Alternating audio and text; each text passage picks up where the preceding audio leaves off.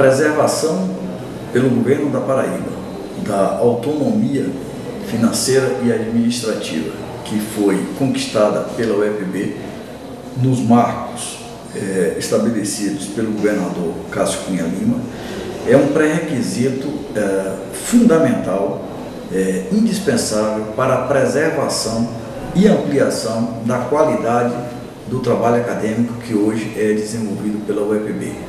Essa universidade aumentou o número de alunos, elevou a qualidade do seu ensino, aumentou substancialmente o número de cursos de pós-graduação, o número de atividades de pesquisa. E esse conjunto de atividades, para ter continuidade, depende da manutenção dessa autonomia.